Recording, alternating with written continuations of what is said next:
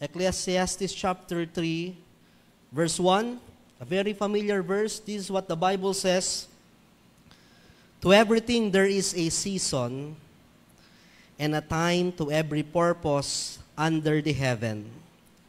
A time to be born and a time to die. A time to plant and a time to pluck up that which is planted. Jump tayo sa verse 4. A time to weep and a time to laugh. A time to mourn and a time to dance. This morning, the question is, what time is it for you? I'm not talking about the literal time, 9 a.m. or is it time for you to mourn? Is it time for you to laugh? Is it time for you to be born or to be lively? Malakas ka ngayon? Or is it time for you to be weak, mahina? There's always a time. Kaya ngayong umagang ito, pag-uusapan natin, your time or our time. Shall we go to the Lord in prayer? Tayo po'y manalangin. Ama naming Diyos, na higit na marunong sa lahat, kayo po ang nakakaalam ng mga tamang panahon. You make all things beautiful in your time. Salamat, Panginoon, whatever time we have common time this morning. It's time to worship the Lord. Regardless of our situation, regardless of our opinion, it will not change the fact that you've been good to us. Hindi nababago ang inyong pagiging mabuti at pagiging Diyos, anuman ang panahon, sitwasyon na meron kami. Kaya kami narito sa bahay-sambahan sapagkat kami nagpupuri pa rin, nagpapasalamat, anumang panahon ang meron kami. Kaya Lord, anuman ang panahon ito, samahan niyo po kami. Salamat sa aming pagtitipon. Salamat, Panginoon, sapagkat meron kaming panibagong buhay, may kalakasan. Salamat sa mga opportunity na pwede pa naming buksan. May mga nasaraduhan man, but Lord, as long as we have this day, as long as we have every day, thank you, Lord, for that opportunity. Salamat po sa mga favor na ipinagpagkaloob niyo po sa amin. Thank you, Lord, for your provisions. Salamat sa umagang ito sapagkat mas minabuti nyo na kami, Panginoon, ay nasa bahay-sambahan. Lord, samahan nyo kami sa aming pakikinig. Nawa ay kami po, Panginoon, ay magkaroon ng kapakinabangan mula sa inyong mensahe. Magkaroon ng mas malalim na meditation and realization. Salamat sa aming mga bisita, sa mga nakikinig sa amin wherever we are. Thank you, Lord, because your word can reach as far as our desire, longingness can reach. Give me power and wisdom, boldness as I preach your word. With this, we ask in your most precious name, Jesus. Amen and amen. Please be seated. A time or our time. The book of Ecclesiastes. If the book of Song of Solomon is the book of spirituality, kung babasahin niyo po ang Song of Solomon, napakalalim nito unless you read and you meditate it from your spiritual eye and heart, you cannot understand the book of Song of Solomon because the book of Song of Solomon is a book of spirituality. If you turn your Bible in the book of Proverbs, it is a book of morality. It teaches us value, character. Ito po yung mga bagay patungkol sa papaanong magiging mabuti ang isang tao. And Song of Solomon, spirituality, Proverbs is the book of morality. And then the book of Ecclesiastes is the book of practicality. Mga practical na bagay na hindi mo kailangang magpakalalim. At ito po ay isinulat ng pinakang mayaman, pinakang makapangyarihan na hari sa Biblia, walang iba si Haring Solomon. When we are talking about practical things, Ano kaya ang kayang ituro, ibahagi ng isang taong maaring with his might, power, and possession, pwedeng sabihin marami siyang karanasan sa buhay. Ano ang kanya mga pwedeng ituro sa atin na praktikal na bagay? At isa sa mga laging nababanggit ni Haring Solomon ay ang salitang vanity, vanity, vexation, walang kabuluhan ang lahat. In spite na siya po ay naging pinakang mayaman, makapangyarihan, kilala, sabi niya walang kabuluhan ang lahat in chapter 1 verse 8. All things are full of labor. Sa mundong ito, wala ka nang gagawin, wala kang ibang ginawa kundi magtrabaho, gumising. Kailangan, hari na ito pero naramdaman niya that all things are full of labor. Man cannot utter it. The eyes is not satisfied with seeing. Bilang hari, nakita niya na ang tao talagang hindi na kontento ang mata ng tao. Laging meron tayong desire. Nor the ear filled with hearing. The things that hath been, it is which shall be, and that which is done, that is which shall be done. There is no new under the sun. Bagamat, maaaring kung ikaw ay may kaya, ikaw ay mayaman, laging may bago ka. Lagi kang updated. Pero sabi ni Solomon, pare-parehas din lang yan. Paulit-ulit lang ang buhay sa mundong ito. May mga lumalabas, pero yun din yun. Verse 14 in chapter 1, sabi ni Haring Solomon, I have seen all works that are done under the sun. Bilang hari, siguro lahat ng klaseng tauhan, meron siya. I have seen all the works mula sa kanyang katungkulan, yung trabaho niya, trabaho ng kanyang mga alipin, ng mga alila, ng mga tao. I have seen all the works. Ano man yung trabaho niyo, nakita ni Haring Solomon under the sun.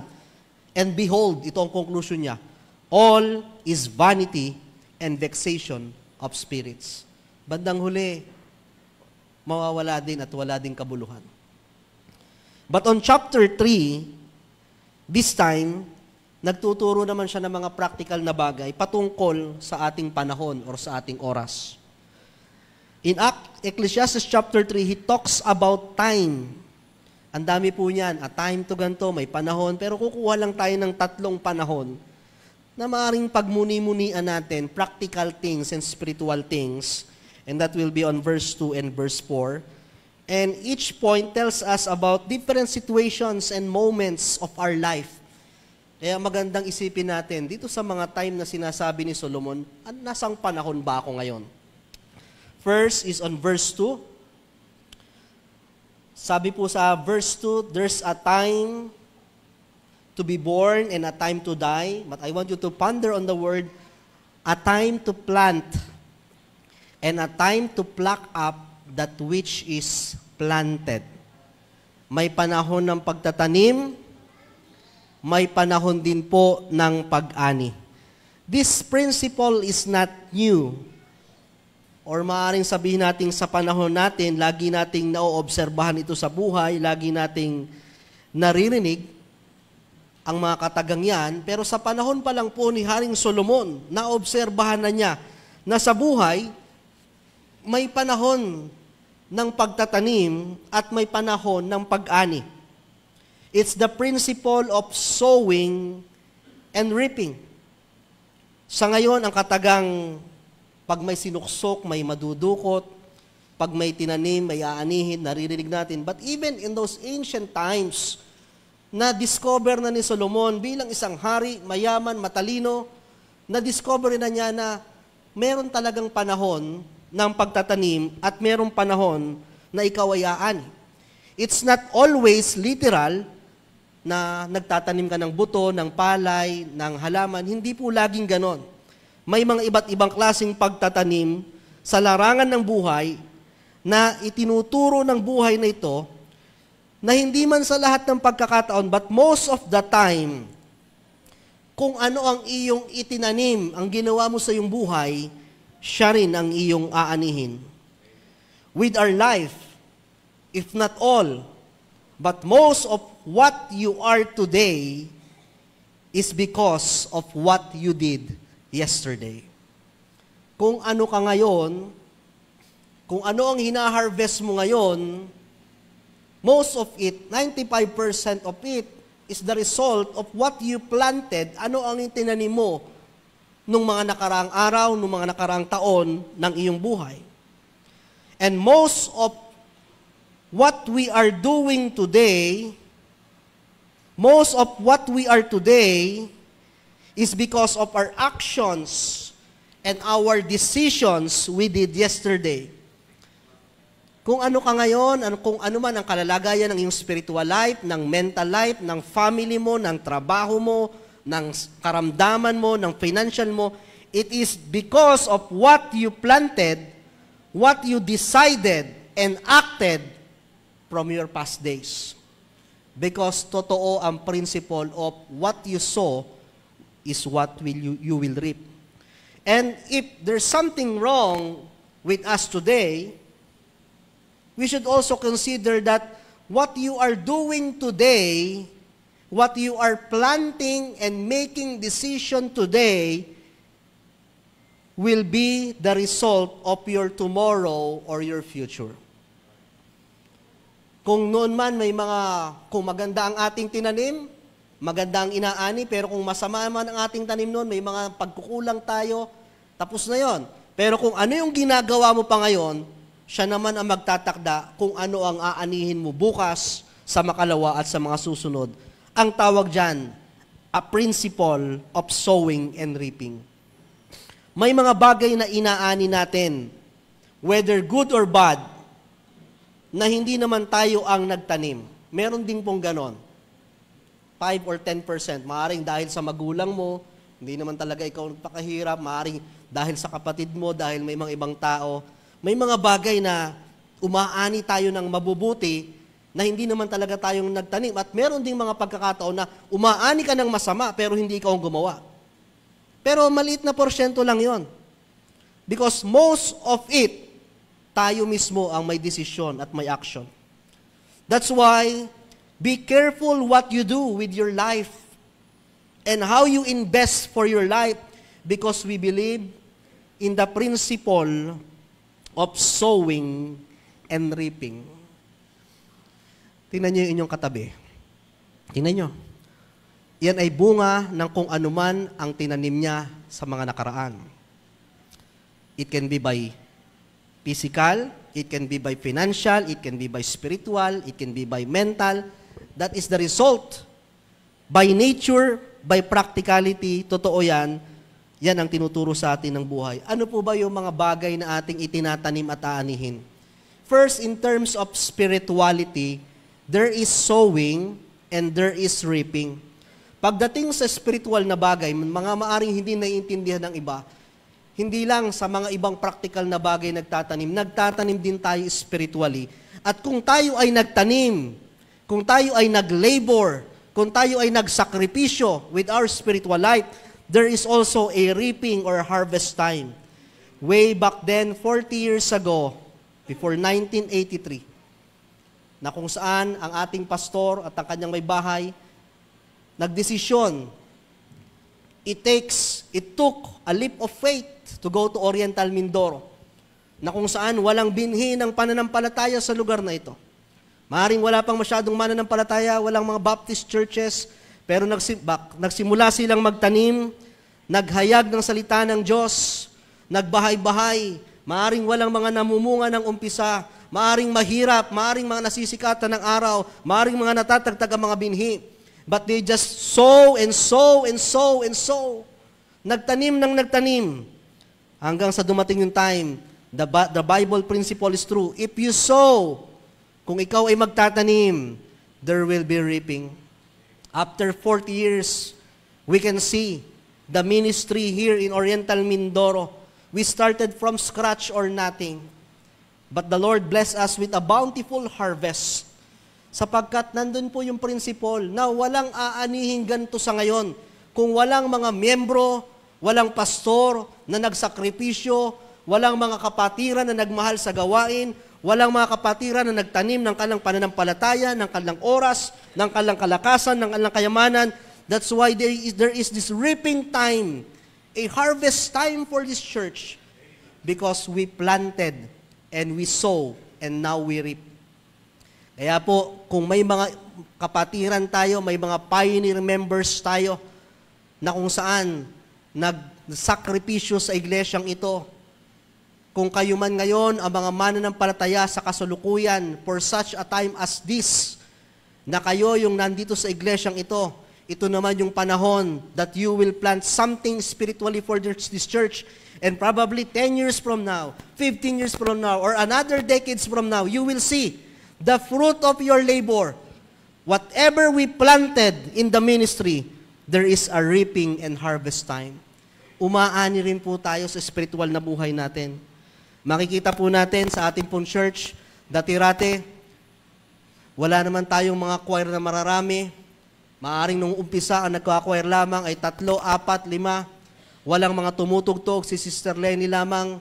Hanggang sa may mga natetrain na musicians, hanggang sa may mga nagiging leaders, hanggang sa may mga dumarami. Nagtsatsaga ang mga young people tuwing Sabado na turuan ng mga bata, bagamat makukulit, bagamat kailangan ng pasensya. Hanggang sa tanim lang ng tanim. But may I tell you, there is sowing moment, but there is reaping moment. Umaani po ang ating pagpapagod sa gawain ng Diyos. Merong panahon na talagang mahihirapan ka. May mga panahon na talagang magsasakripisyon siya. There is sowing and there is also reaping. The quest is, with the labor in the ministry, do we have something na masasabi natin tayo ay nagtanim? With our Bible school, pumunta ang ating pastor dito, halos walang Baptist churches. Sister Lenny and her pastor decided to plant a seed of knowledge among all brethren. Nagtayo ng Bible school, nagturo, minsan mahirap, libre, pinapapasaiyan pa, nagtanim lang na nagtanim. Hanggang sa dumating yung time na napuno ng Baptist churches ang Oriental Mindoro, because there is a time of planting, but there is a time of harvest. And until now, hindi man po lahat ay online, on-site, meron tayong online. May mga Bible students tayo from Oman, from Negros, from Manila, all over the parts of the Philippines and other world. We just sow and sow and sow because there will be a harvest time. Sa mga Sunday school teachers, nagtatanim kayo sa mga bata, naghahatid, nagsusundo, nagtuturo. You sacrifice a lot of things. Nagtatanim tayo. Hindi man lahat. Pero makikita natin balang araw, mayroon pong panahon ng pag-ani mula po sa ating mga ginagawa para sa Diyos. Amen. Sa ating church, makikita nyo, we started from nothing. Magpapatotoo ang mga pioneer members, ang mga Kuya Abra, ang mga Tibiki, ang mga Kuya Ferdy, walang bubong, nagche-church na dito, trapal lamang, tumutulo. Pag kayo ay sumimba at kayo ay nakatakong, lulubog kayo dito sapagkat buhangin. But because someone, may mga members, tayong lahat, sama-sama tayong nagtatanim, nagsasakripisyo ng ating mga pagpapala. There is a harvest time. Umaani tayo ngayon ng magandang pananambahan, magandang iglesia. Umaani tayo ngayon ng malamig na pananambahan. Umaani ngayon ang inyong mga anak, ang mga susunod na henerasyon. Because someone planted. May mga nagtanim, may mga naglabor, and there is a harvest time for them. May panahon ng pag-aani. That's why I challenge you. May mga panahon na ikaw yung magtatanim. May mga panahon na tayo ang aani. With the next generations, your father, your mother, your grandfather, they planted in this church. I dare you, I challenge you, the new generation, na nawa, wag nating pababayaan ang iglesyang ito. Let's continue to invest for the spiritual life at ang churches natin mula sa isa. Dahil tayo ay nagtanim ng nagtanim, hindi lamang tayo naging makasarili. We share our blessings, we support different churches, not just other missionaries, and even from our own, from one, we have now 11 OBBC churches. Because there is a principle of sowing and reaping. And this coming May, a time together, we will all gather together to harvest the grace and the faithfulness of our God in our 40th church anniversary. Kaya napakasaya nitong ating 40th anniversary. All OBBC churches even from Manila with their whole congregation. We're expecting 700 to 800 people from OBBC alone, together with some pastors, visitor. Sama-sama ito, hindi para ipagyabang na ito kami ngayon, kundi para ipakita na sa gawain ng Diyos, sa mga nag-uumpisa pa lang ng gawain, magtanim ka. Hindi laging umaani agad, pero habang ikaw ay nagtatanim at nagtatanim at nagtatanim, meron at meron kang aanihin sa gawain ng Diyos. Kaya mga kapatid, sa lupang ito, marami tayong mga ininvest, marami tayong mga ginagawa, wala pong masama sa mga bagay na yan. Pero ang tanong, meron ka bang itinanim para sa gawain ng Diyos? Meron ka bang aanihin balang araw pagharap mo sa Diyos na masasabi mong, I labor, I planted my time, I planted my treasure, I planted my talent. Be part of the ministry. Number one principle, the principle, a time for you to plant and a time for you to harvest spiritually. Let's be practical, financially.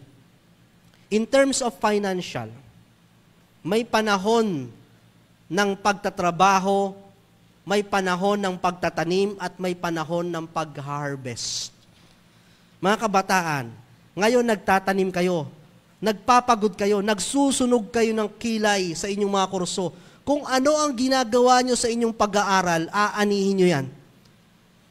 Kung talagang pinagbuti nyo, aani kayo ng magandang trabaho. Aani kayo ng magandang sweldo. Aani kayo ng magandang buhay. Pero kung ang tinanim nyo ay hindi magagandang bagay sa inyong pag-aaral, huwag kayong mag-expect na aani kayo ng magandang financial or buhay. Because what you sow is what you reap. A time sa ating mga trabaho, ganun din. Kung ano ang iyong ginagawa sa trabaho, kung ano ang sakripisyo mo, papaano mo pinagbubuti, ganun din tayo nga ani. Kaya napakaganda na tayo ay we invest, we should know when, where, and how to plant so that we will harvest financially. Kaya ito, kung meron mang sigurong mga late realization, talagang hindi lang spiritual, but even financial, dapat nagtatanim po tayo. So that when we grow up, we will harvest. We will harvest. No? Nakakalungkot lang talaga sa atin. Sa ibang bansa, pag talaga sinabing retired na, wala nang ginagawa. Pero talagang hindi po natin napag-ahandaan din yung ating harvest time or yung ating retirement time, yung ating pong financial sa susunod na pagkakataon. Mga bagay-bagay na practical. Do you have health insurance? Okay. Hulog ka ng hulog. SSS, GSIS, nagtatanim ka. Okay. Abay, aani ka naman. Huwag mong expect na may makukuha kang pension kung wala kang tinatanim. Tanim lang ng tanim. So, those who will have financially stability in the future are those who planted and planted and planted. Nagbabayad ka, ano ba mga ngayon? Ang pinag-uusapan na pag-adult na ano yung mga hinuhulugan mo ganyan, di ba? Meron kang health insurance. Aani ka pag nagkasakit ka. Di ba? Life insurance, napakahalaga din yan. May makukuha ka someday. Di ba? Meron na ba kayong, yung iba, pag-ibig. Kailangan niya mga yan. Practical things tayo. Educational plan. Meron na ba kayong memorial plan? Practical. Pag nag-uusap kami, ilang years ka pa sa St. Peter, ako kukuha na rin ako. Ganyan.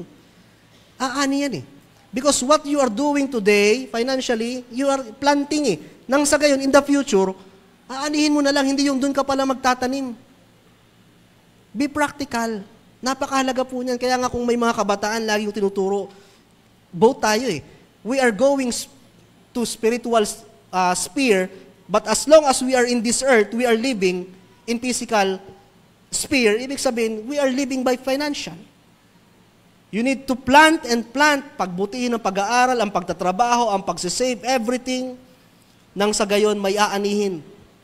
You spend and enjoy for today, that's good, but also prepare for the future. Hindi yung wala nang katapusan ang pagtatanim. Yung bang hanggang sa mamatay na lamang, tumatrabaho na lang tayo. Ganon ang kalalagayan ng Pilipinas. na kahit ikaw ay uugod-ugod na, pag tumigil ka sa pagtatrabaho, mamamatay ka. Pero ang disenyo and even principle, bagamat nagtatrabaho pa rin, kung gusto mong mabawasan na yung iyong trabaho sa hinaharap, magtanim ka ngayon. Magtanim. Sa ating mga nakatatanda, maaring medyo huli na. Pag nag-uusap nga kami, sayang kung pala medyo, bagamat kami minulat, kung medyo mas inagap-agapan pa, ang mga gatong bagay ay siguro mas stable pa. Pero kung wala nang magagawa sa mga susunod na henerasyon, lagi kong sinasabi sa inyo, money is spiritual, magkadugtong yan, financial at faith. If you are down financially, babagsak din ang iyong spiritual life. Kaya dapat pinapangalagaan din, hindi man sobrang marangya, pero sapat para makabili ka ng kapayapaan at kapahingahan.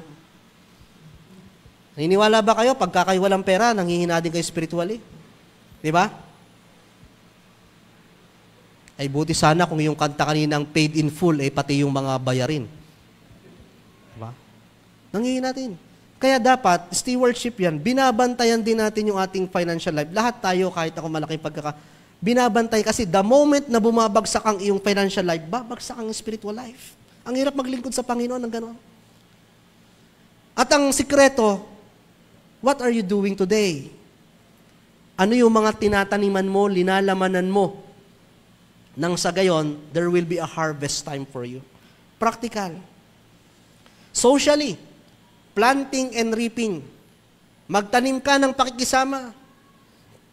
Hindi ka laging malakas. Someday bubuhatin ka din. Magtanim ka ng pakikisama, hindi ka laging meron. Darating yung time, pwede kang mawalan. Magtanim ka ng mabubuting bagay socially, hindi man lahat, kasi may mga tao nakakalimot, pero may mga taong kikilala ng iyong nagawang mabuti. You plant and you will reap someday. What you sow, what you reap, spiritually, financially, socially, and even physically. Ano man ang sakit na meron tayo ngayon, huwag nating isisi sa iba. 75% tayo ang may likha. Maliban ng inborn, maliban ng aksidente. Pero 95% of what you are reaping in your body today is what you planted yesterday. Walang ibang sisisihin sa katawan natin.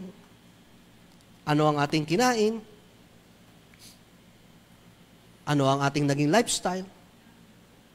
Diba? Ano ang ating mga ginawa? Kaya napakahalaga din na aware tayo na kung ano ang tinatanim, ano ang ginagawa. Hindi lang to pagiging health conscious pagdating sa pagkain, pagdating sa mga pagtulog, maging pagtatrabaho. Kung ano ang ating tinanim sa katawan, siyang ating aanihin. Kaya napakaganda na magising tayo sa katotohanan na kung meron mga pagkukulang sa ating katawan, ay baka may panahon pa para magtanim ng mabuti. Diba? Alala ko dati yung aming mga recent travel, when we go to Beijing and even last time sa Macau, nakakatuwa yung ibang mga nationality, lalo mga Chinese. Ang tatanda na, pero ang lalakas. Abay, doon ako nagkita ng mga senior, kalimitan na nag-field trip. Mga senior. Mga nagtatrabaho, ang tatanda na, nagbubuhat pa kargador. Senior citizen ha. Alam nyo kasi yung kanilang lifestyle, napakaganda.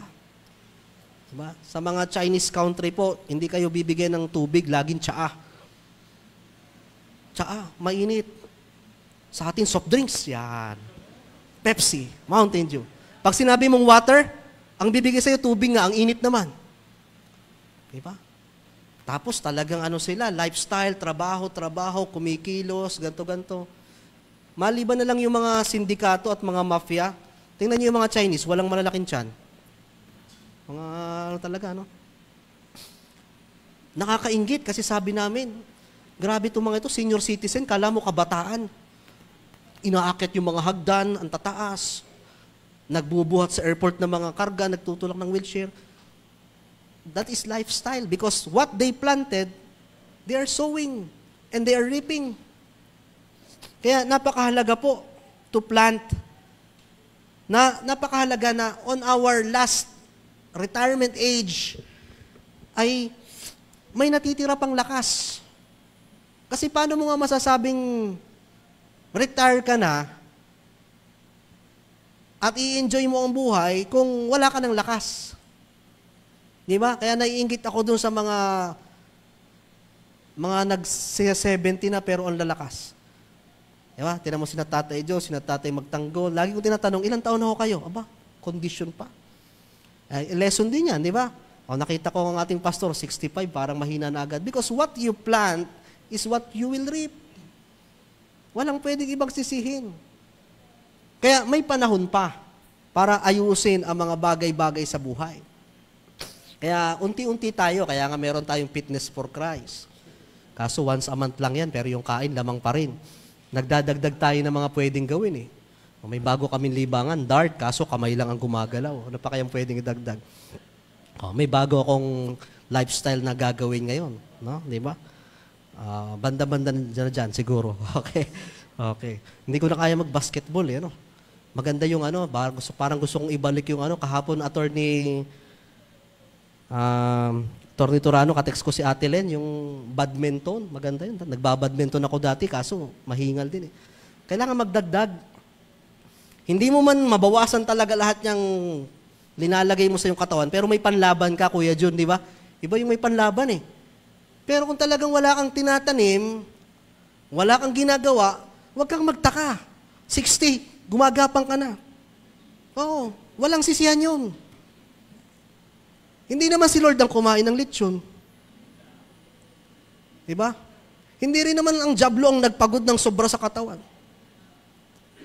Kaya dapat, invest tayo, tanim tayo ng konti. Ano bang mga pwedeng galaw-galaw? Diba? Medyo nagbabawas-bawas. Kung dati, nakakaturais, medyo nagbabawas na rin ng konti. Kaya unti-unti. Because there's a time to plant and a time to harvest. May impact yan.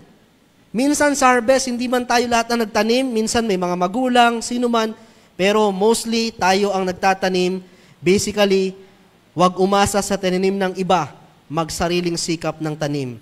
Because if it's your time, how about this morning?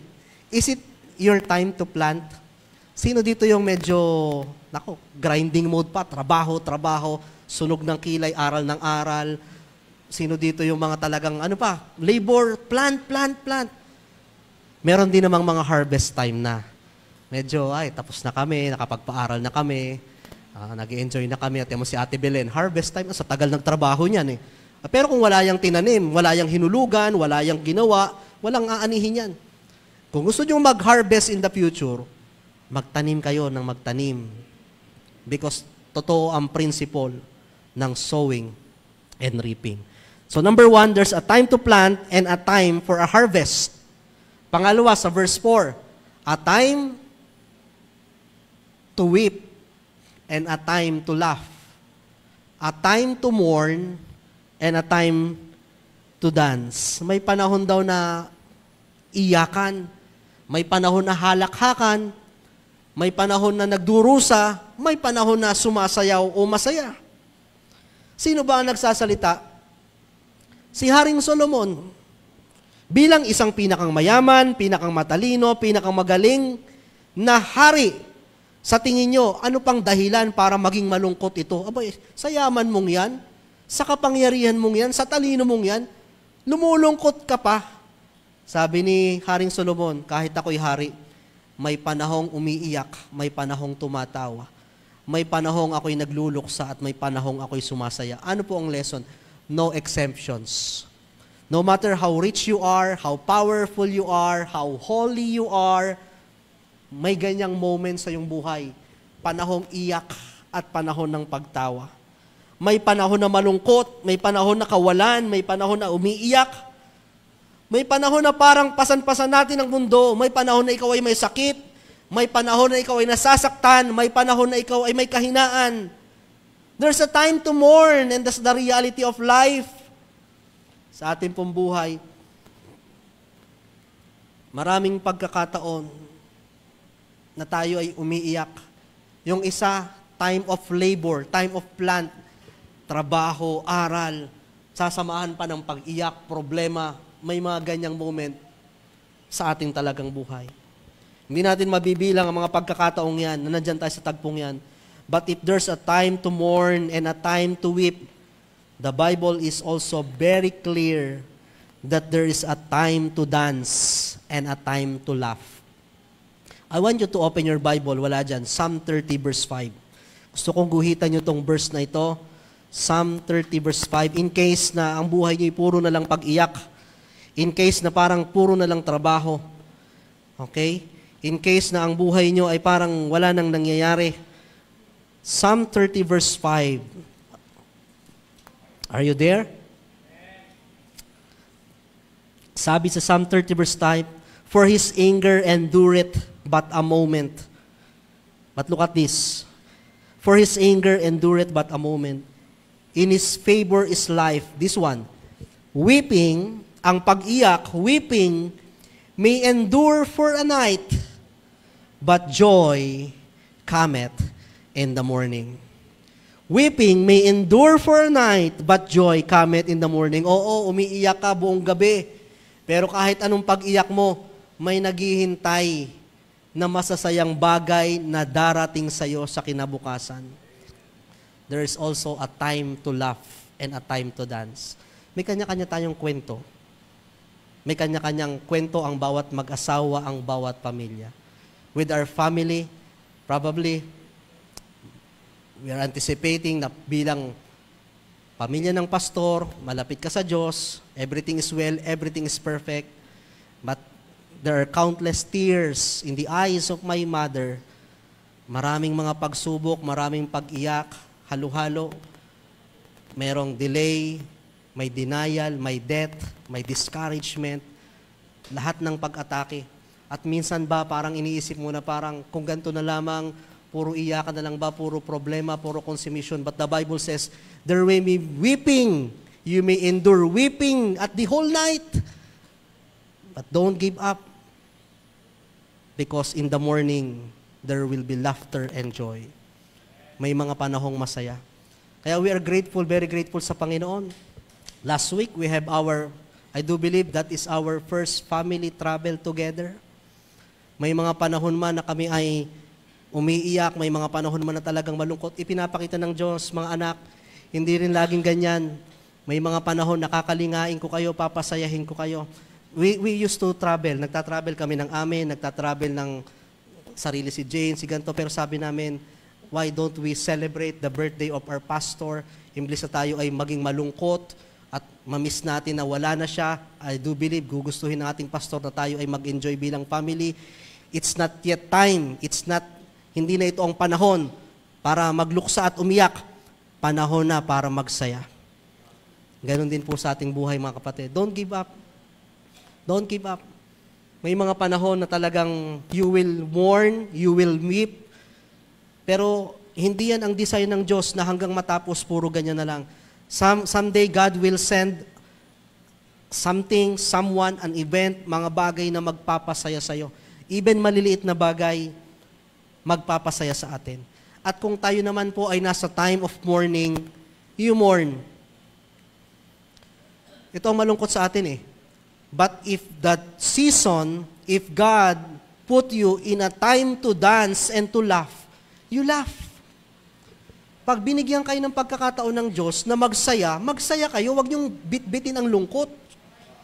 Kaya nung nagbiyahe kami, ayoko ng ayoko ng mga negative vibes, ayoko ng mga malulungkot, ayoko ng mga kahit negative, baliin natin sa positive kasi maiksi lang po yung ganyan.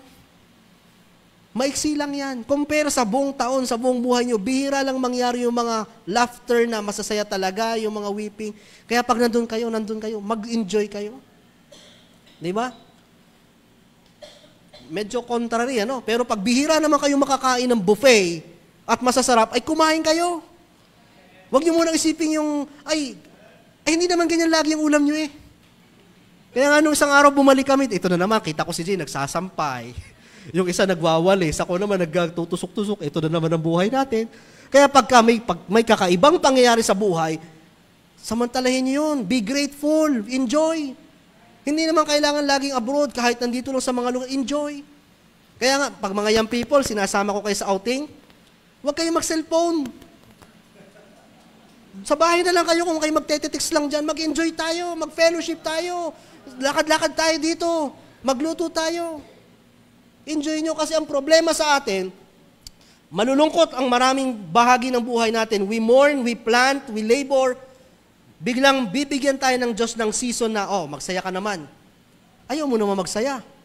Bit-bit mo pa rin yung mga trabaho, mga email mo, laptop mo. Kaya si Pastor Lem, may dalang laptop. Sabi ko, huwag mong gamitin dito yan.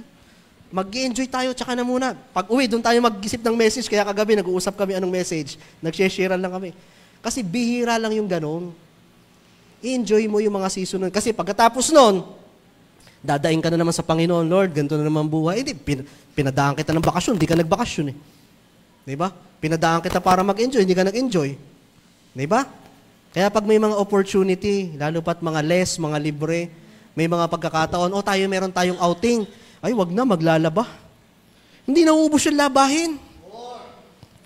Isang beses ka lang isang taon na makapunta man lang ng Socorro, ng Pinamalayan, ng Puerto. Gusto nyo naman lahat gawin na. Kaya minsan, kailangan nyo rin magkaroon ng rest. Binibigyan tayo ng Diyos eh. Kaya lang, mas pinipili nyo mag-labor na mag-labor, mag-mourn ng mag-mourn. Diba? Pag may mga lakad at may mga wala, may hindi mga nakasama, wag nang hanapin, wala eh. Lulungkot ka. Kung ano yung nandun, alam mong hanapin pa namin ng papa, wala na, talagang, nandito na eh, ito na, kami na lang ito eh. Diba? Mag-enjoy kasi there's a time to mourn and a time to be merry. Pinakang panghuli, a time to be born and a time to die. Araw-araw may pinapanganak, araw-araw may namamatay, may panahon ng malakas ka, may panahon nahihina ka. A time to born and a time to die. A time to mourn and a time to dance. What is your time today? A time to born and a time to die, pinapakita lang sa atin ang realization ng buhay. Maiksi lang itong buhay na ito. Sisilang ka, mag-aaral ka, magka-college ka, magtatrabaho ka, magiging senior ka. There's a time to born and a time to die. Alam niyo ang realization? Talaga palang, alam niyo ang pinakamahirap tanggapin? Yung humihina ka na. Nakikita ko ngayon yan. Nagkakaroon tayo ng fear eh. Nakita ko ang aking tatay kung paano humina. Ang mama medyo humihina na. Nagkakaroon niya ng medyo depravity kung tawagin sa na parang ito na yung kailangan kong tanggapin na humihina na. Kaya if there's a time to be born and a time to die, i-enjoy nyo yung moment na mga pwede nyo pang gawin. Gawin nyo ang mga moment na pwede nyo pang gawin. Seize every opportunity to be with your loved ones, with your parents, sapagkat hindi nyo sigurado ang buhay. Kaya nga kami nakapag-decide sabi ko, never nating nagawa ito. Mauubos na ang panahon natin, may kanya-kanya tayong pamilya. Bakit di tayo magkaroon ng time? Kasi, we may not know, ang Sister Lenny might be her last travel. No? Tahimik lang, pero akala nyo nakikita sa picture, ang sasaya. Diba? Pero, God knows, hanggang sa biyahe namin, pinapalungkot kami ng Diablo. In fact, sa Maynila pa lang, uuwi na sana kami. Bukod sa ang ating Sister Lenny ay katatapos sa opera, hindi yun ang kondisyon niya, nakasurvive siya doon. Ate Belen, yung tuhod, bumibigay na. In fact, ayaw lang ipalam ng mama, pero the whole travel namin, naka-wheelchair. Buhat-buhat, talagang, baka hanggang dyan, pahirap ang... Ang hirap eh. Alam nyo, may panahon na talagang hihina tayo.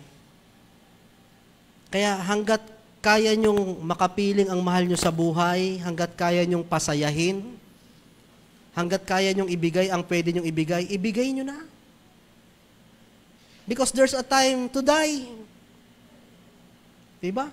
Mga anak, hanggat kaya pa nilang makalayo-layo, ay kahit naman gustuhin mo na kung talagang hindi na tumatayo, wala na eh. Hanggat kaya pa nilang kumain ng masarap, pakainin mo. Kasi ang dami ng bawal yan sa susunod. You can spend time and time and time with your family. Sa panahon kasi na may mga sariling pamilya na ang hirap ng buuin yan. Napakahirap ng buuin. Napakahirap na magkasama-sama. Pero alam nyo kailan lang uli magkakasama-sama ng buong pamilya? Kailan? Pagpatay na. That's the lesson of life. Hindi nyo naman kailangan magpakalayo-layo. Minsan mag-usap-usap kayo magkakapatid, pasyal tayo kay. Medyo nakikita ko yung realidad ng mga adults, lalo pa po pag mga nag-iisa na lang sa buhay, mga tumatanda na may karamdaman na magbigay tayo ng attention pa sa kanila. Kasi talagang iba yung pinaglalabanan nila emotionally. Di ba? Because there's a time for us to be born, malalakas tayo, but there's a time for us to die. Seize every moment, seize every opportunity. Lahat ng pwede mong gawin mo na. Lahat ng pwede nyong ibigay at sabihin nyo na. Because there's a time to die. There's a time to die. Create memories. Create memories. Lumikha kayo ng mga memories na kung saan masasabi nyong naging sulit ang buhay. Naging sulit ang ating buhay. Kaya mga kapatid, there's a time. Saan tayo ngayon? Ikaw ba'y nagtatanim? A time for you to plant? Nahihirapan ka sa trabaho? Nahihirapan ka sa pag-aaral? Don't worry, there's a time for harvest. Kung may pagkukulang man tayo, mga kabataan, kayong natututo ngayon, magtanim lang na magtanim. There's a time for harvest. Kayo ba ay nasa time ng mourning? Weeping? Umiiyak kayo ngayon, may sakit kayo, may problema, parang kasawa na, ganito na lang ba? You may endure weeping at the night, but joy cometh in the morning. There's also a time for you to dance. Isang araw, hindi mo mamalayan, may mga twist na pwedeng gawin ng Diyos. Huwag mo na lang tingnan yung iba, kasi mahirap mag-compare, pero sa'yo mismo personally, gumagawa ang Diyos ng paraan upang mapagpag ka, sumaya ka. There's a time to dance. Is it a time for you to born? Kalakasan? Kalakasan? Malakas? O unti-unti mo nang nararamdaman na humihina? Okay? Hindi ko alam yung estado na kailan ba nararamdaman yung medyo humihina? Okay. Usually, dapat mga 40s, di ba? Medyo ramdam mo na yan. Parang humihina. Ha? Ay, hindi ba? Pero ako, mga 35, nararamdaman ko na medyo mga 30 nga, hindi na nga ako tumatakbo nun eh. May panahon ko Jojo ng kalakasan, talagang, sige, ilang ikot tayo sa JJ, kaya. Pero may mga panahon na mararamdaman mo, hindi na ako katulad ng dati. Humihina na ako. Diba? Yung dating,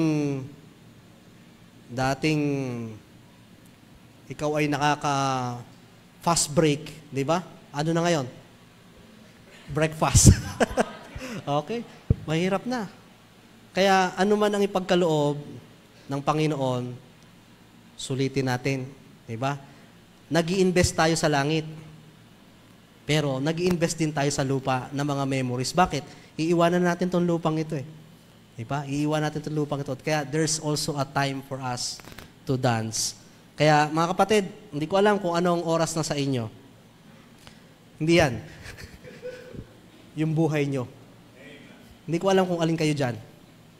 Pero whatever it is, umiikot yan, gumugulong yan. Kung ano ang season, kailangan yung pagdaanan at kailangan yung lampasan. But He made all things beautiful in His time.